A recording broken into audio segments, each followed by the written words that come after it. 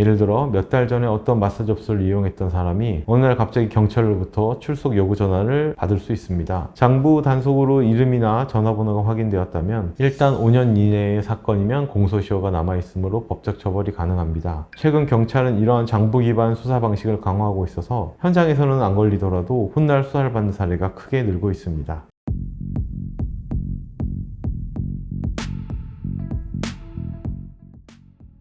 안녕하세요. 법무법인 대환 성범죄팀 송재원 변호사입니다. 최근 들어 저희 대환에 성매매 단속에 적발되었다며 어떻게 대처해야 하는지 문의 주시는 분들이 많이 늘고 있습니다. 혼자 지방을 여행하다가 순간적인 외로움 때문에 아니면 회식을 마치고 술김에 충동적으로 일명 오피와 같은 불법 성매매 업소를 이용하는 경우가 종종 발생하고 있습니다. 계좌이체로 비용을 송금했지만 시간이 지내자 너무 후회가 되고 무엇보다도 나중에 장부 단속에 걸리면 어쩌나 두려움에 잠을 이루지 못하는 분들이 많은 것 같습니다. 이처럼 실제 상담 사례를 보면 성구매자 부터 성매매 알선 업소의 운영자까지 다양한데요. 특히 성구매자 입장에서 수사 시작부터 재판까지 어떠한 흐름으로 진행되는지 그리고 어떤 점을 유의해야 하는지 차례로 설명드리겠습니다.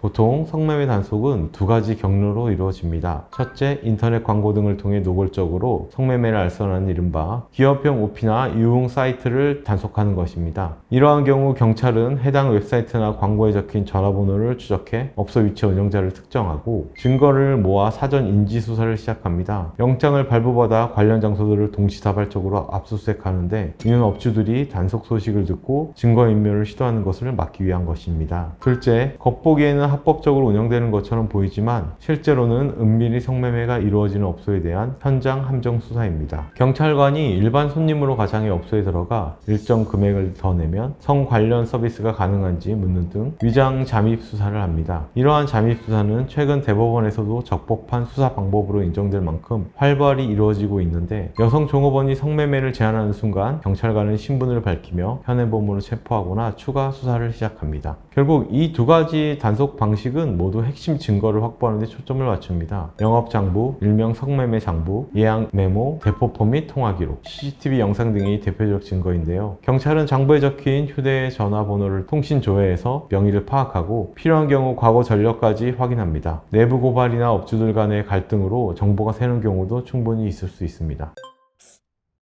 성매매 적발이 현장 단속으로 걸리는 경우도 있지만 이번 영상에서는 장부 단속에 대해 말씀드리고자 합니다. 예를 들어 몇 달 전에 어떤 마사지 업소를 이용했던 사람이 어느 날 갑자기 경찰로부터 출석 요구 전화를 받을 수 있습니다. 최근 경찰은 이러한 장부 기반 수사 방식을 강화하고 있어서 현장에서는 안 걸리더라도 훗날 수사를 받는 사례가 크게 늘고 있습니다. 장부 단속으로 이름이나 전화번호가 확인되었다면 일단 5년 이내의 사건이면 공소시효가 남아있으므로 법적 처벌이 가능합니다. 경찰은 장부만 보고 연락하는 것이 아니라 대개 다른 증거들도 확보한 상태인 경우가 많습니다. 업소 관계자, 실장이나 업주가 수사에 협조하여 진술을 했거나 휴대폰 통화, 문자 내역, 출입 CCTV 등 자료를 이미 어느 정도 모아놨다는 의미입니다. 장부에 적힌 내용 역시 날짜와 시간, 서비스 종류, 금액 등이 상세히 기재되어 있기 때문에 그냥 마사지만 받았다, 이체 내용만으로 어떻게 성매매를 단정하냐 등의 주장은 통하기가 어렵습니다. 오히려 그런 변명을 늘어놓으면 수사기관이 피의자가 반성하지 않는다고 판단하여 더욱 강경하게 대응할 수 있습니다. 요즘처럼 수사기법이 정밀해지고 단속이 강화된 시기에는 이러한 간접 증거만으로도 유죄 판단을 받는 경우가 충분히 있을 수 있으니 절대 방심하시면 안 됩니다.